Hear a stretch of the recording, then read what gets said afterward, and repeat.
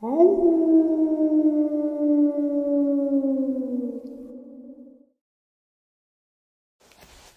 and salutations, everyone. I hope everyone is doing well today. Today, I have some great information that I have never shared and am very familiar with, but this information I have never read. What I'm going to do is share it at the same time reading it myself. Before we get into it, though, a couple links. As you know, I rely on Patreon, PayPal, channel membership, and the merch to help the channel to continue to grow and go. Links to Patreon, PayPal, channel membership is in the description below. Merch displayed directly under the video. Also, Dogman Frightening Encounters, Volume 1 through 3, the audiobook versions. They were written and researched by Tom Lyons, narrated and produced by me, Jeff Nadolny. Those audiobooks are available on Audible, Amazon, and iTunes, links to which are also in the description as well. And finally, last but definitely not least, if you'd really like to help support this channel to continue to grow and go, simply subscribe. It doesn't cost a cent. Click the like button, takes half a second. If you don't want to miss out on any of the informative uploads I put out daily, click that bell icon and folks, please leave a comment. Why? Well, because all these things really do help this channel to continue to grow and go. And yes, folks, they definitely do matter. Now, everyone, I have taken far too much of your time. Let's jump into today's upload, shall we? All right, so many of you who have been with the channel and many of you who are new have realized that not only is this a cryptid Dogman Bigfoot crawler channel, but I am fascinated with deep underground military bases and the negative impact that they have on humankind. I truly believe 100% that cryptids, Dogman, Bigfoot, and I'm leaving out crawlers because I truly believe they were designed and created in a deep underground military base. But cryptids, Dogman, Bigfoot, and such have everything to do with DUMBs, deep underground military bases, and super soldiers have everything to do with DUMBs and cryptids. So right now I have got some very fascinating information that I have never read myself. I'm going to share it with you right now. First, I'm going to start out with some information on Dulce, Groom Lake, which we should start talking about Groom Lake a little more.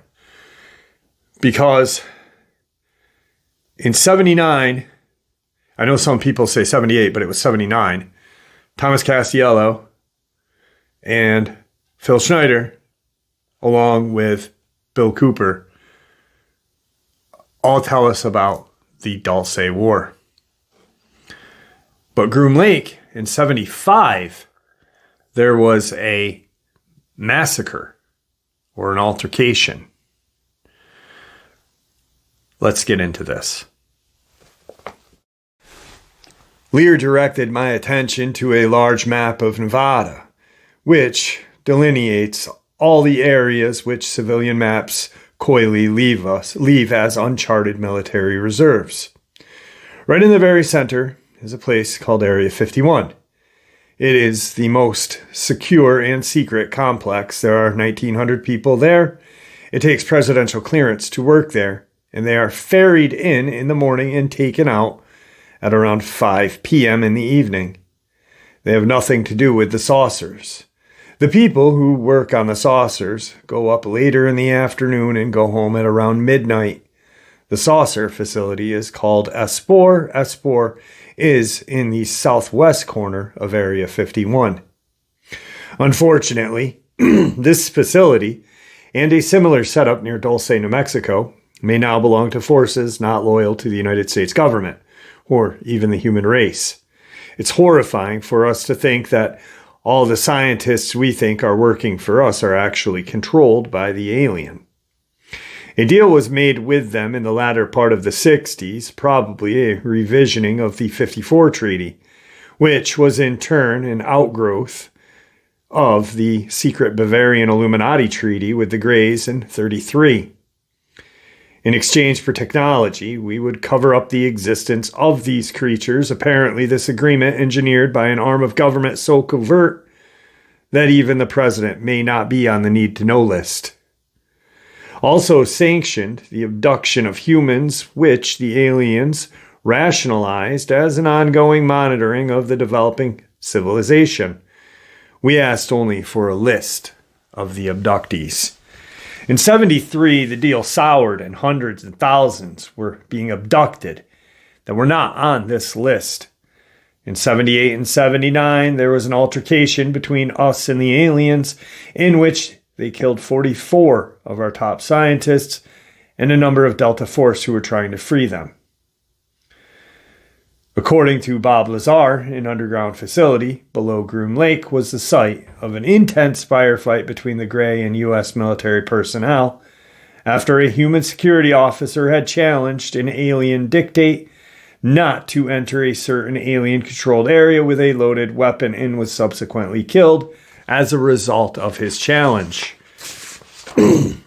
This war, actually a massacre, according to Majestic 12 Special Studies Group, Agent Michael Wolf, since the first outbreak of violence in 75 resulted in a demonstration of an antimatter reactor within the underground chamber. The Greys operating the demonstration ordered the human security officers to remove the bullets from their weapons. One security officer questioned this order, and just for having the audacity to make that question, one of the Greys apparently let their true colors show.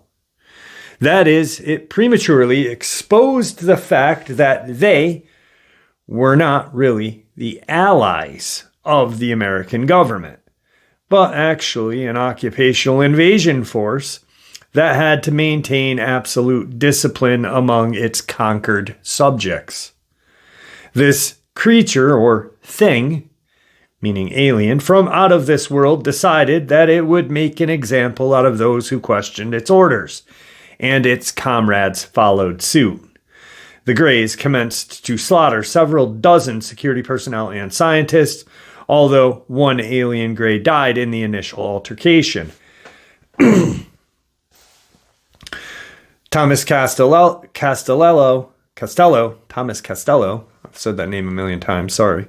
Thomas Costello states that another battle occurred below Dulce 4 years later, in 79, after several scientists who had discovered the horrible truth of thousands of alien human abductees in cold storage or imprisoned in cage-like enclosures in the deeper alien sectors under Dulce known as Nightmare Hall, were themselves captured by the aliens following this discovery. These were some of the best minds in America. As we will see, Dulce wars were somewhat more complex than this explanation might suggest. This battle, Lear claims, left us bereft to our own facilities and some of our best scientists. Ever since, we have attempted to create a counter force to meet the alien challenge. A strategic defense initiative was one such scheme. SDI, regardless of what you hear, was completed years ago. That was to shoot down incoming saucers. The mistake was that we thought they were coming inbound. In fact, they were already here. They were in underground bases all over the planet. It seems that the aliens had constructed many such bases without our knowledge, where they conducted heinous genetic experiments on animals, humans, and improvised creatures of their own devising. Improvised creatures? Crawlers. I do not believe Dogman or Bigfoot was a creation of these alien creatures, but I truly, truly believe crawlers. And I honestly am starting to think that these portals that are opening up are part of that may have something to do with these aliens. And I don't think that they came down in front of, like, oh, we turn a blind eye and they came through the night. They were here thousands of years before we were probably even, capable of throwing a stick, Just my opinion. In the battle, even in the conflict, as unusual as Dulce wars, there were bound to be prisoners of wars or POWs. In his leading edge report, researcher Val Valerian revealed the following. This is nuts. Dulce lab technician held in early November 1988, we received word that a scientist, son of BM, is now being held in an underground facility at Fort Wayne, Colorado. The underground base is located in southwestern Colorado, near the Ute Mountains. The son apparently worked at a genetic lab under Archuleta Mesa near Dulce, and finally grew disgusted with what he observed. Subsequent probes into the retention of this person had yielded several interesting project names. His father, BM, apparently encountered two Nordic-appearing men in Pomona, California, October 22nd, 1988. Now, note the Ute Mountain Native Reservation border, which superimposes the southern border of Colorado, lies only a relatively few miles north of Archuleta. It extends from that point westward along the border to the Four Corners. Just across the border in Utah, another branch facility apparently exists, according to Lear, where another Dulce scientist is reportedly being held. Lear spoke with the father of this young scientist, referring to this father only as Mr. K, and attempted to locate the exact position of the base. Quick, real quick, guys. You're thinking what I'm thinking? I hope you are. I really do. The Ute Mountains. Skinwalker Ranch, my friends. Could there be an deep underground military base under Skinwalker Ranch? And could that explain all of the high strangeness that goes on there? Maybe. Or maybe it's in the relative proximity of the ranch. But that would only explain the paranormal, cryptid, alien, portal. You can keep going on and on. But that huge cryptid wolf that ripped that baby cow out of the fencing, that tried to attack the humans, that has been talked about for however many times. And I'm sure the majority of these stories are not real, but we all know that there was a giant wolf there. Very similar experience happened in Texas to a subscriber who had videoed a UFO, tried to contact MUFON. Next thing you know, there's a huge wolf standing in his driveway, 3 to 4 feet at shoulder, and what appeared to be able to stand bipedal, staring at this man. They are using these creatures as deterrents. I really think possibly there is a deep underground military base under Skinwalker Ranch. And if that is true, that would explain all of the high strangeness there. Sorry, went off on a tangent. Lear states, the son whose father I met and who passed away several years ago is apparently being held in a base near or around Sleeping Ute Mountain. Sleeping Ute Mountain is in the extreme southwest part of Utah near the Four Corner area on the Ute Reservation south of Utah, Highway 666, which also runs through Colorado and down through New Mexico.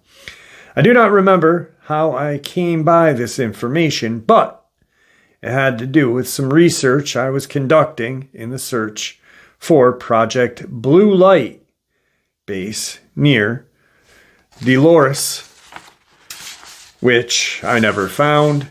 In regards to Utah, there have been rumors of New World Order bases being constructed below southwestern Utah with containment facilities where dissidents were intended to be apprehended underground when the New World takes control of the United States.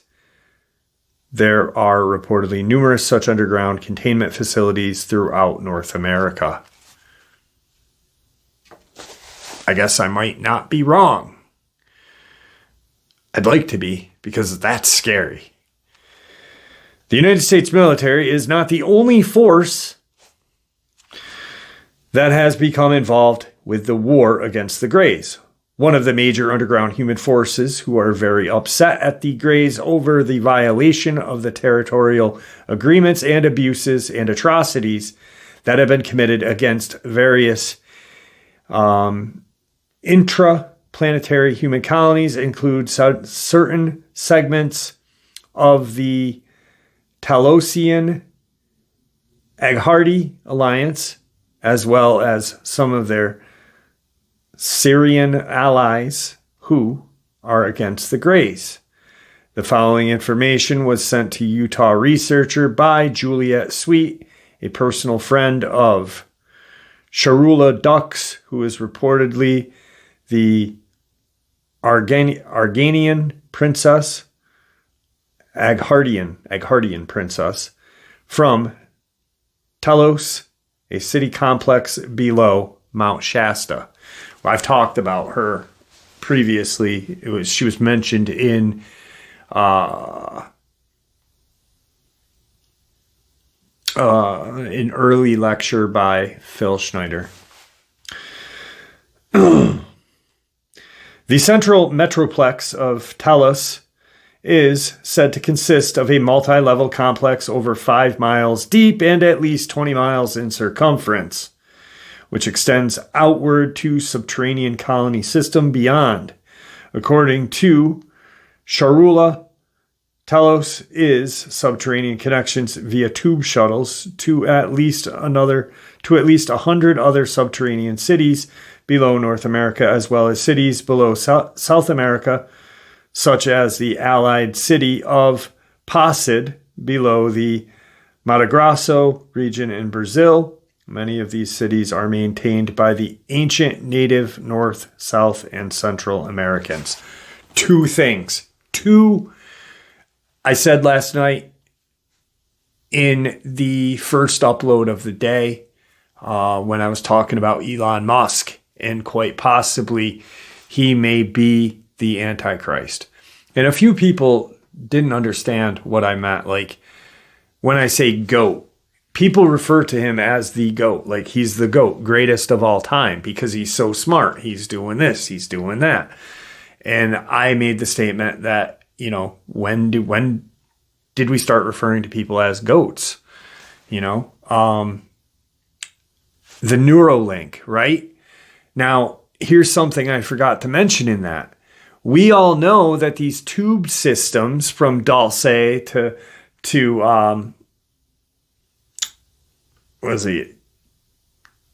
New Mexico, what is that one? Talos?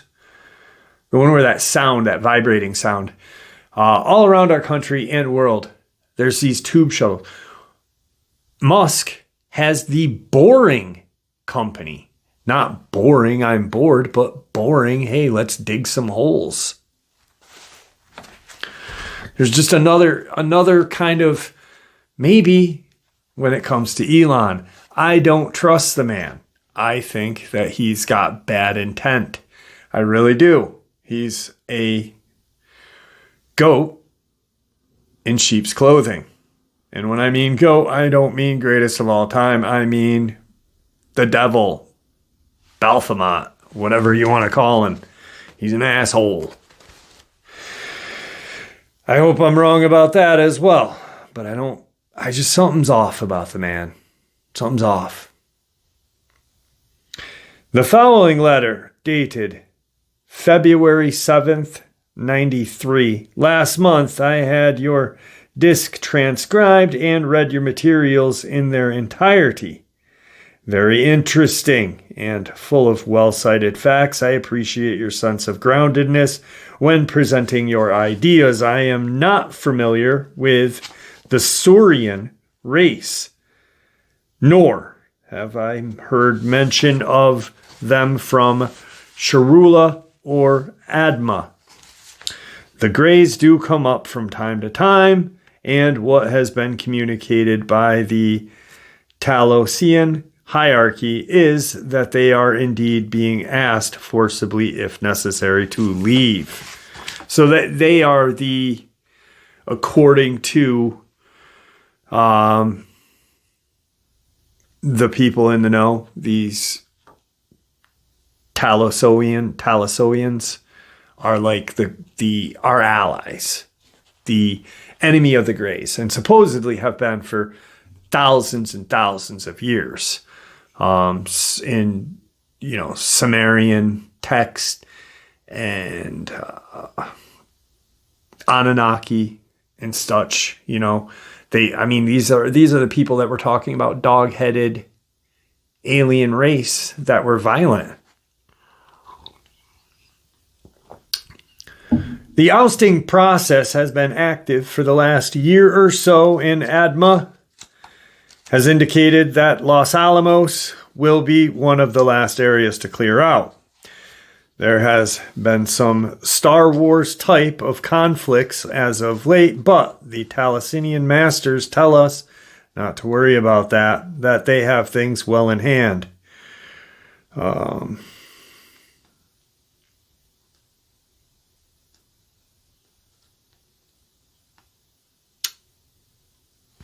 Sharilla's age is 267 years, although for surface ID purpose, she says she was born in 51. It helps with Social Security and passport purposes are concerned. You might want to update your materials to reflect her actual age. Note, during a lecture, Sharilla was asked what the Talosinians were doing about the problem with the Greys. Sharilla stated that the Talosinian Agharti silver fleets have confronted the Greys and told them to cease their abusive activities on our planet, to which the Greys responded that they have the right to continue their activities since the United States government has authorized their activities on Earth and in America. Well, maybe there was these treaties, but treaties don't stay valid forever. Shit changes. Maybe the Greys need to get over it. Are the Greys referring to the Nazi-backed CIA and NSA secret government, which has infiltrated America through murder, manipulation, and established an alien interaction project without congressional consent, which, as we all know, is treason?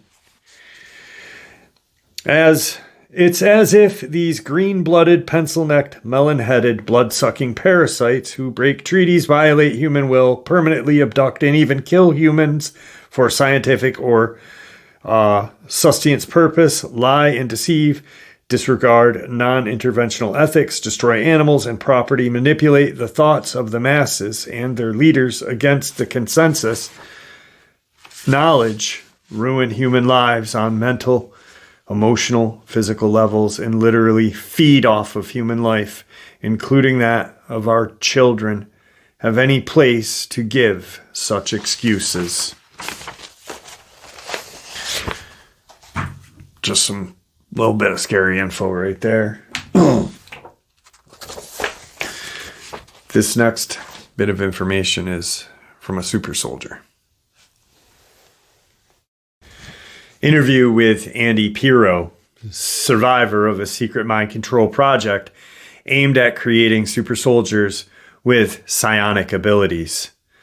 Andrew Pirro was unwillingly subjected to mind control program offshoot, the Monarch project, a trauma-based mind control program similar to what Kathy O'Brien describes in her autobiography by Mark Phillips.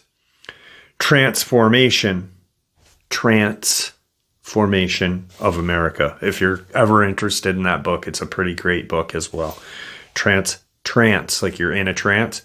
Transformation of America, by Mark Phillips, and it's about Kathy O'Brien. I honestly recommend it, just like the Them and Us and Bill Cooper's book. Andy Pirro claims to have been created through a combination of genetic manipulation, trauma-based mind control, and Sylvan mind control training, resulting in superhuman feats and psionic abilities.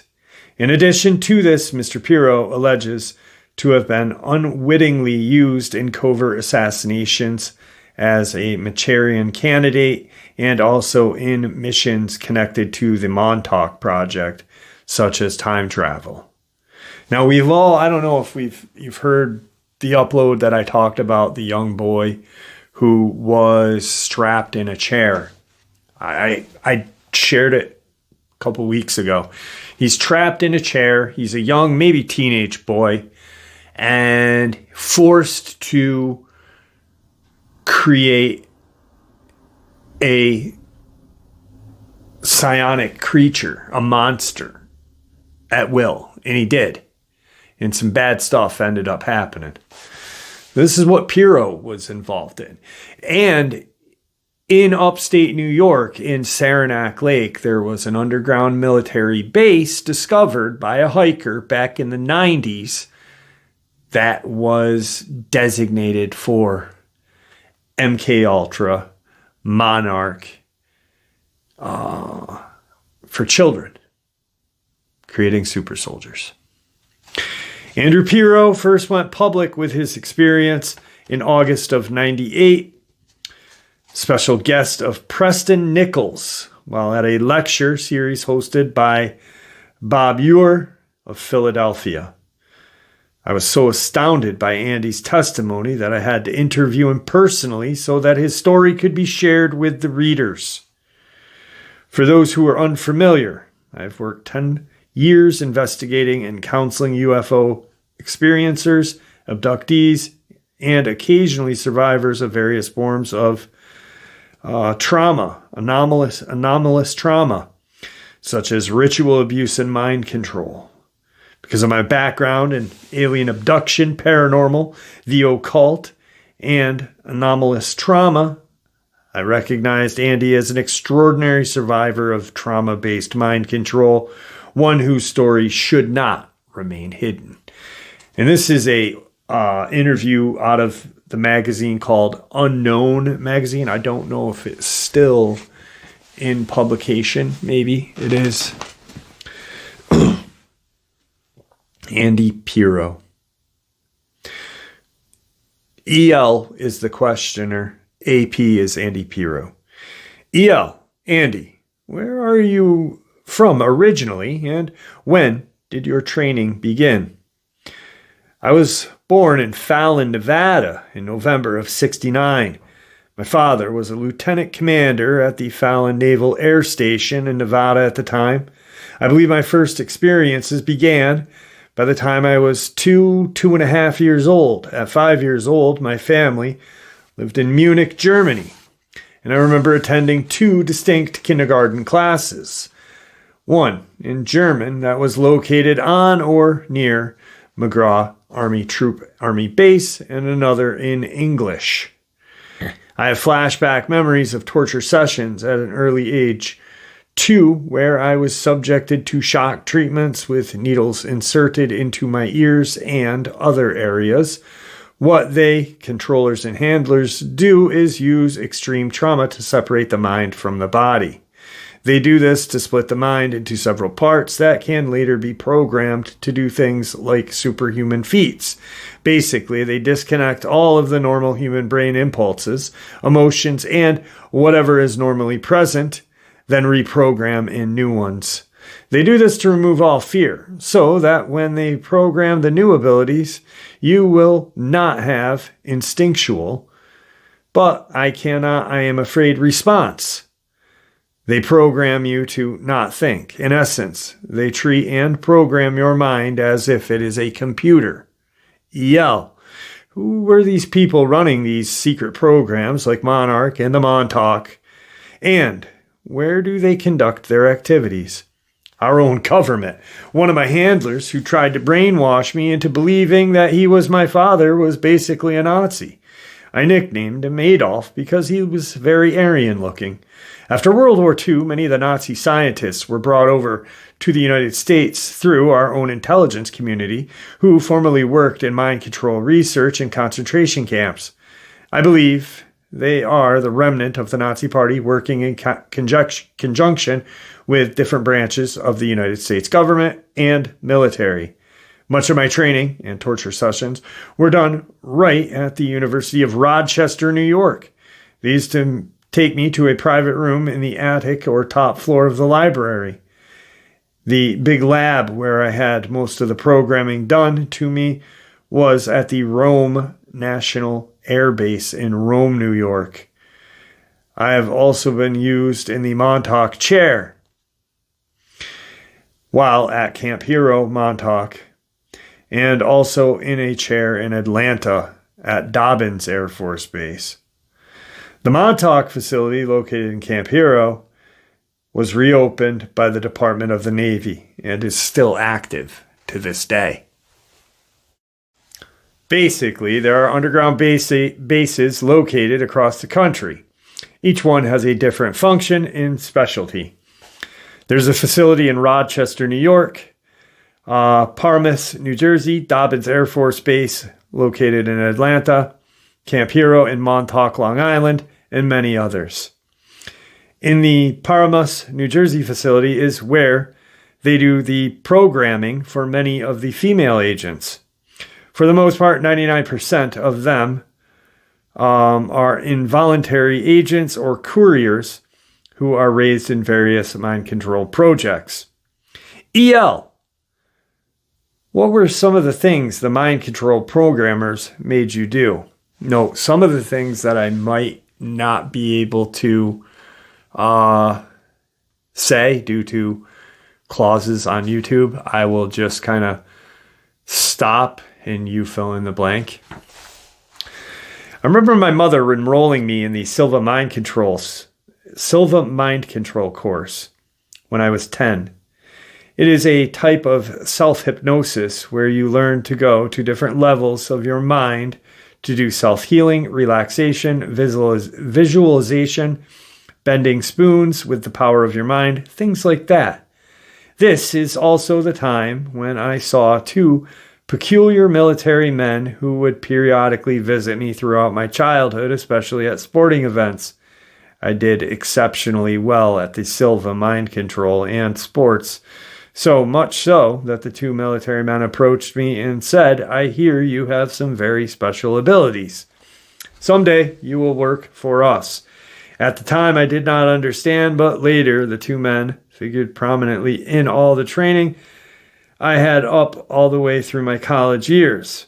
Of course, I didn't realize this until my memories came back. I did very well at sports and demonstrated a genius IQ, but I stuttered so badly until I was in my 20s that everyone just thought I was a dumb jock. The stuttering was due to the electric shock treatments. I recall being subjected to electric shock numerous times, being placed in an enclosed water tank, told to breathe underwater. Consequently, I drowned several times and would revive because of my self-created healing pool in my mind. I learned to create my own mental laboratory through Silva mind control. Repeat with a super powerful healing pool that could heal any injury. I was forced to endure suffering beyond belief to accomplish superhuman feats of strength and survival. Tell us more about the various superhuman abilities you had discovered you had. The trainer would put me into a trance whereby I be told I could jump off a ladder of minimal height. In my mind, I believed that I was only jumping off a footstool onto a short ledge. In actuality, I was progressively led to jump higher and higher, to the point of successfully jumping off of buildings and even out of planes without a parachute. When under mind control, I could do whatever I was instructed to do, as long as I believed them. I would do 200 or more push-ups in perfect form, sometimes as long as a half hour straight, or until I was told to stop. I weightlifted 545 pounds on a barbell and squats while attending college, and much more while I was under mind control in a training laboratory not far from Rochester. In my jumps, it was as if I was falling like a cat, calm and cool with no fear, focusing like a laser only on the landing. EL. Are there others like yourself who had similar training and experiences? I think there are thousands of other children and people who were used, and many end up missing. Many die in the process. They are considered expendable. The ones who can survive the most rigorous programming live on to become what are known as the Montauk boys. Duncan Cameron is one such person. In general, the boys and young men are trained to be couriers, assassins, super soldiers, psychic killers. The women are mostly used as blank agents. Kathy O'Brien's story, for example. EL. What kinds of special missions or time travel experiments do you remember taking part in? There were times I remember being in a small Rochester airport, being picked up in an F-16 fighter plane and ending up in some southwestern desert terrain, either for special military training and obstacle courses or assassination missions. I remember seeing other men in black t-shirts and pants on the same training course at one time. Other times I found myself on an aircraft carrier out at sea. After the mission, they would take me back and I would return to college a couple of days or even hours not remembering what happened. All of these missions were done between the time I was 15 years old until 88 through 92 under deep hypnotic programming with the memories erased until some of my memories started to return. I was also taught to handle various types of weapons, loading, cleaning, special characteristics of each model, and firing at exact targets repeatedly and perfectly without thinking, just doing. EL. Tell me more about your involvement in the Montauk project. I think this is it. I do. I think this one's it. No, it was Duncan Cameron. That's right. I was involved in an offshoot of the Montauk project called the Montauk Chair. Basically, the Montauk Chair was developed to give the human and spirit a zero point of reference to facilitate time travel. What the chair essentially does is separate the mind from the body. The chair operator's thoughts and vibrational energy is picked up by umbrella-looking antennas above the chair, sent to a computer over to a processor, then amplified several hundred times. The information is then sent to a network of free energy crystals arranged in a circle. Then whatever thoughts are amplified,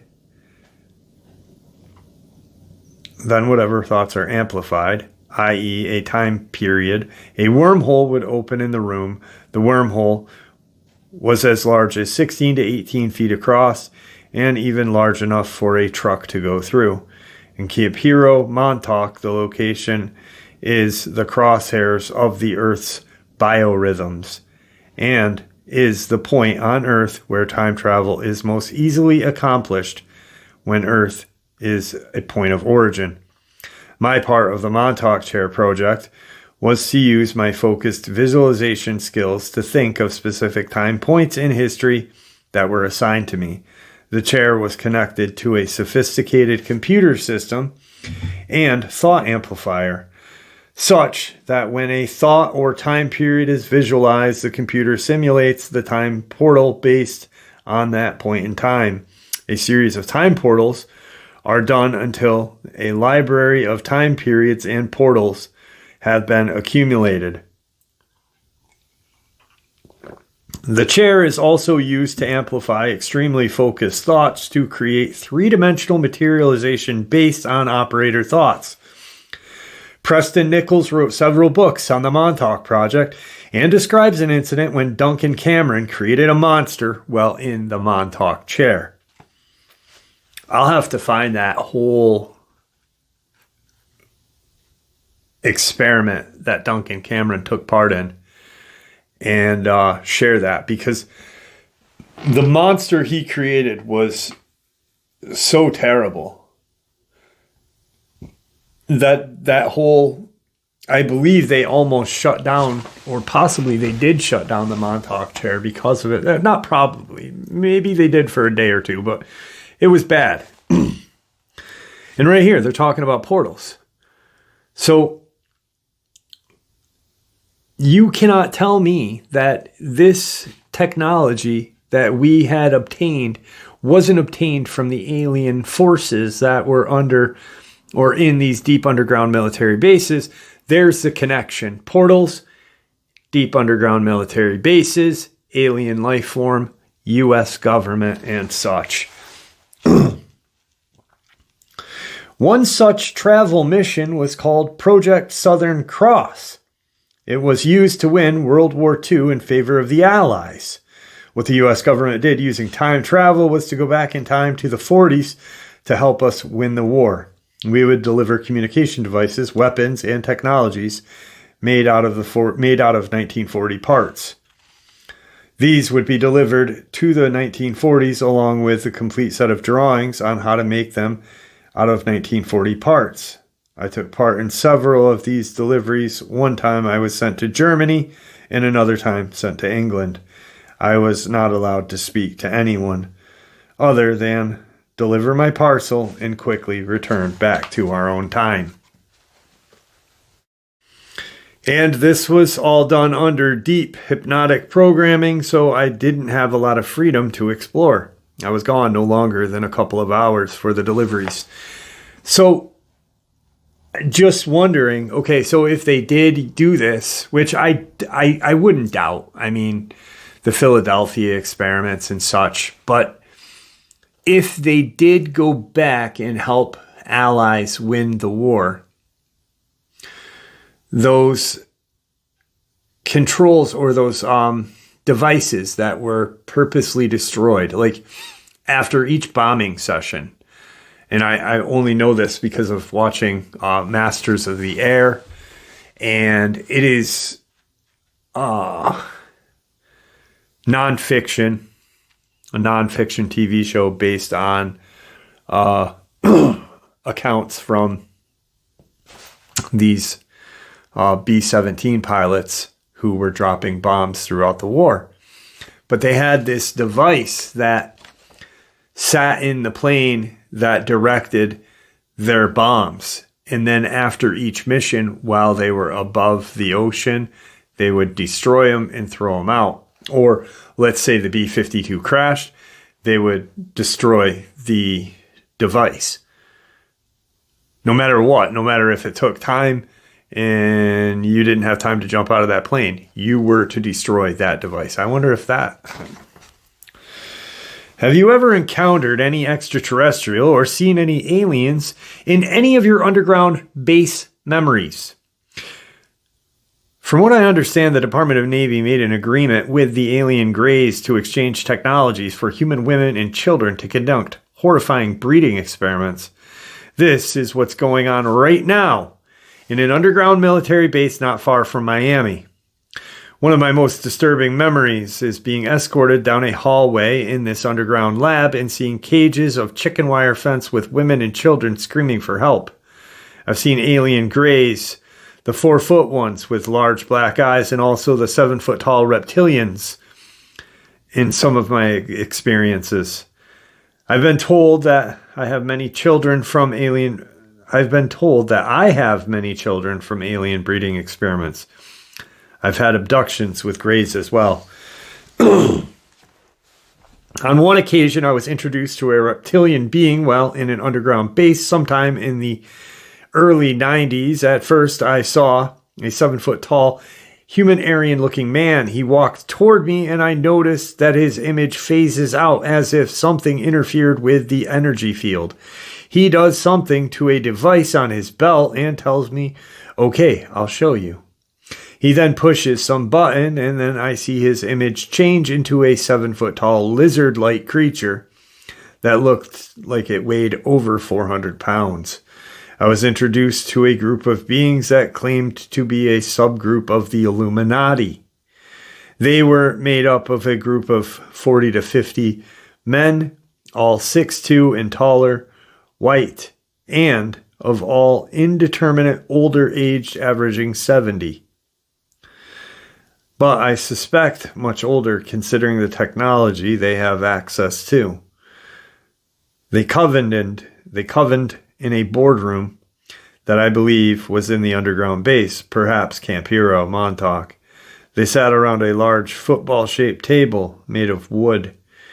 Each high-backed chair had a light at the tip, and each sitting had a TV-type screen and control panel that came out from the table.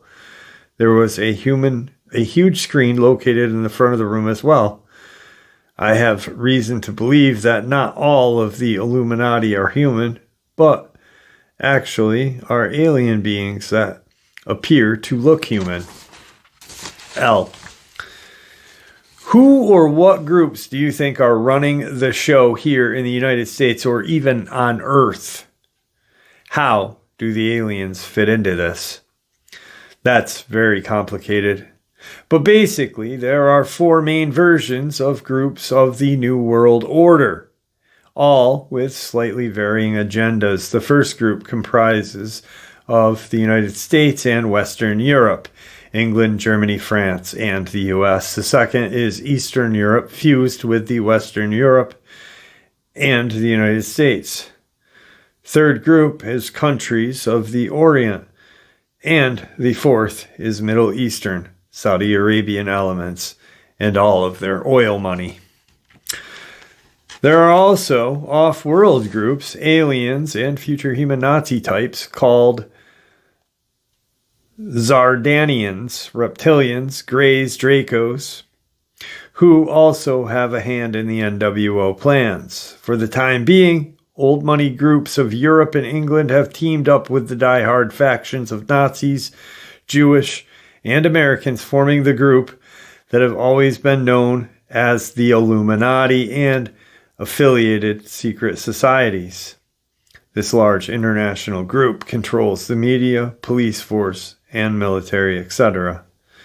The Illuminati is also part of the NWO plan. Well, we all knew that, which includes members such as Bush, Prince Charles, and other high-ranking people. As for aliens, I think most are greys, either under the authority or collaboration with the reptilians, Dracos, and the Illuminati, based on some of my experiences and memories that are still returning to me. Some gray groups are in conflict with the reptilian and Draco agenda and are doing their own thing, human gray hybridization programs, so to speak. Their agenda gets into very heavily spiritual matters having to do with acquiring an emotional body and an ability to ascend to a higher dimension. They are using humans to accomplish this via human/alien hybrid. Humans have the key in terms of having a threshold or threefold essence or unity of being, physical, emotional, and spiritual. Other aliens have lost this unity of being because of a fall from grace.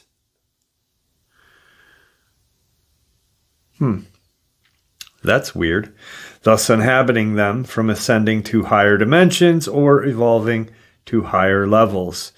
This gets back to the original Luciferian rebellion, fallen angels, and various conflicts between species. Now, there is a book that I read that has something to do with a little bit of that. It's called The Urantia. And once again, I think that knowledge is key. And I cannot recommend reading any book. I can recommend reading any book, but The Urantia is a book that I bought. Ironically enough, I bought The Urantia the same day I bought Behold the Pale Horse when I was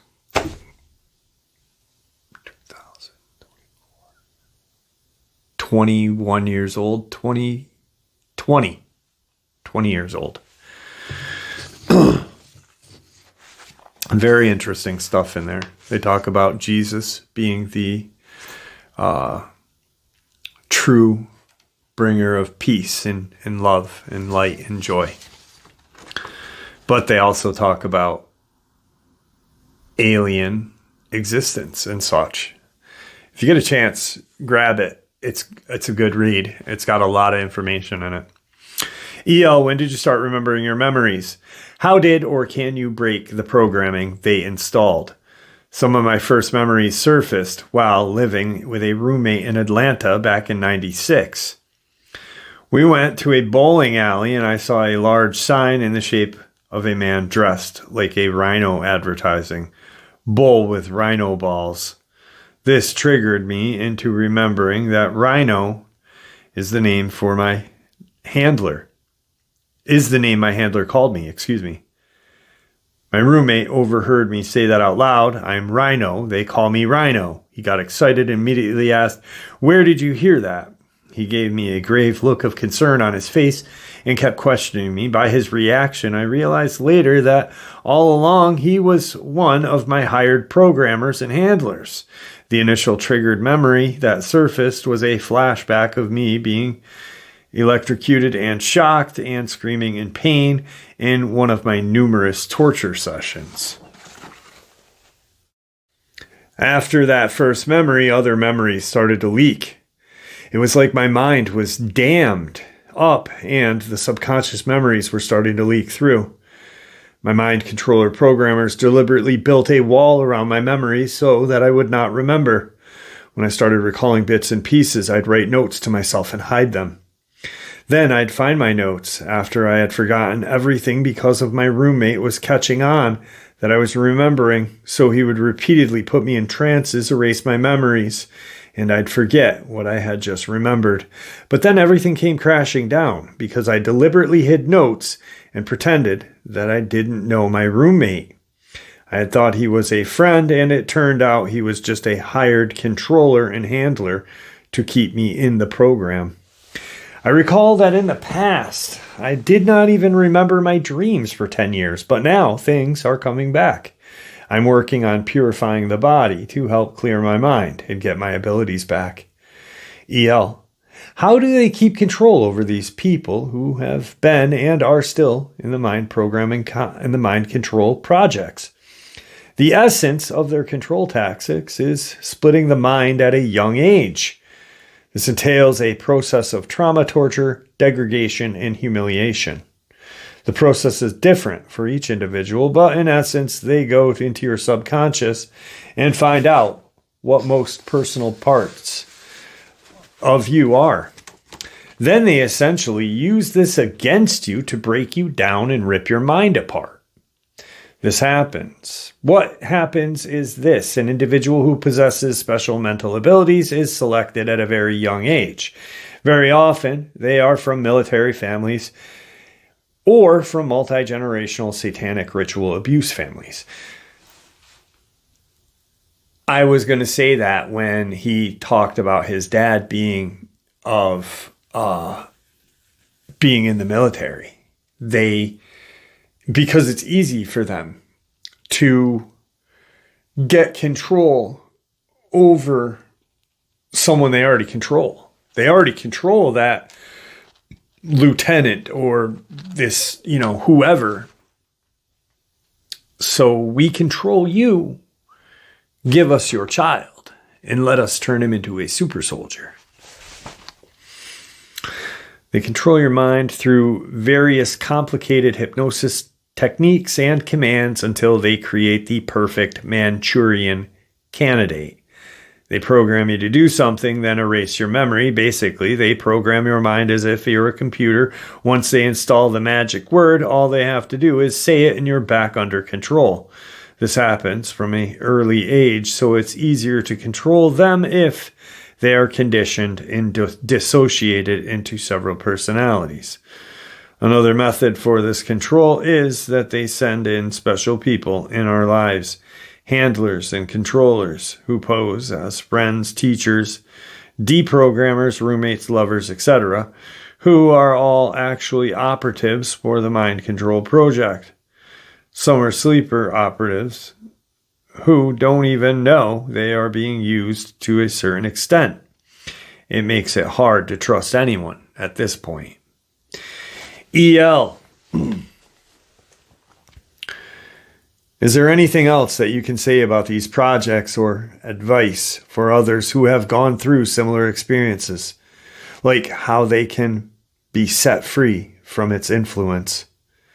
For those who want to get out of the influence of the program of mind control, you must have a strong fighting instinct to do what is right regardless of what others are doing. Your only cage is the one you build yourself. You must connect with your highest self and break the evil that is all around us, and not succumb to doing evil just because everyone else is doing it. Retain your fundamental sense of right and wrong. It all goes back to the basic conflict of good and evil. It's like the dark forces in power of this planet at the time are trying to cheat their way into heaven or higher dimensions. So that was an interview with a former super soldier who was into like PSYOP war and stuff like that. Man. And you know what's crazy is I've never read that. I have never read that. And so many things that he said that I stopped to talk about were said in there. Guys, we are on. Here's the thing. Here's what I know. And what all of you probably know as well. We are on a path of discovery right now. And when I say puzzle pieces,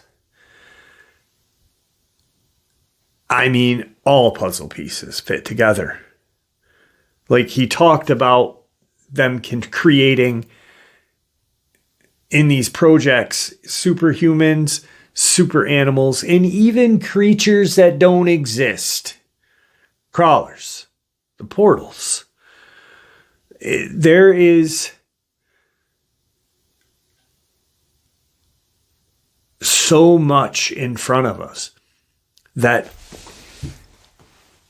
okay, soft disclosures, real quick. Soft disclosures, chud, right? What if they make these soft disclosure TV shows and such, Manchurian Candidate? I mean, wasn't there a TV show about that? I know there's the old movie, but like The Matrix and such. I'm not saying that's really how it goes down. I'm saying they make these kind of unbelievable kind of movies and shows that, hey, that's so far-fetched, but you know, it makes a little sense. And we start thinking, that makes a lot of sense. But it's a way of tricking us using soft disclosure. Keep the truth in front of us, but camouflage it as fiction. Maybe. I don't know. I'm not an expert. I'm just sharing information. And the more I share and the more I get from you guys, the more I know. And the more we know, the better we are. I'm never going to be a super soldier, but isn't it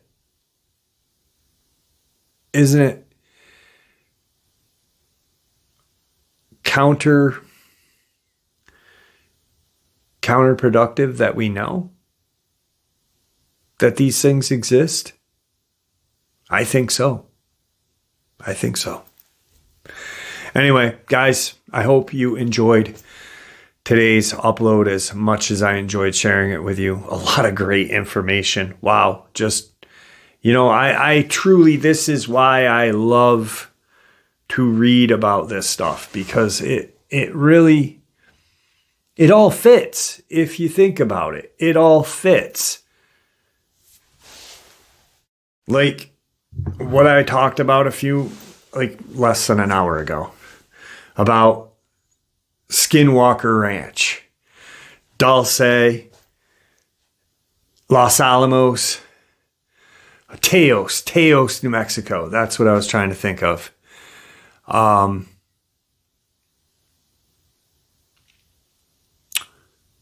And Skinwalker Ranch may have a deep underground military base there, and it makes sense. You just when you keep digging, the theories only make more sense. Maybe I'm just going too deep sometimes, I think. Or maybe I'm not going deep enough. I don't know. Anyway, guys, thank you for supporting this channel. Your support is what makes this channel continue to grow and go, and honestly, what makes it special. Like, I don't feel like I'm going to be judged for sharing this information by you guys. And to me, the only thing that really matters, or the only people that really matter, are my 2 kids, my mom and dad, and you all. Because we are family and friends. This channel has given me an opportunity to meet people I never thought I would meet. Touch bases with people I never thought I would meet. Share information with people I never thought I would meet. And that's why I say we are family and friends. And I can share without judgment, without ridicule, and so can other people. And that's because of you guys, so thank you.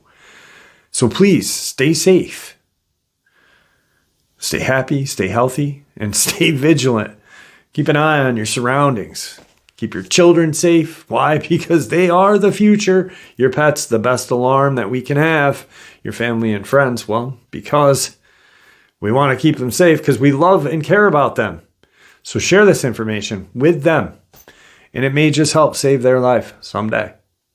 Guys, never stop asking questions. Never stop searching for answers. And God bless.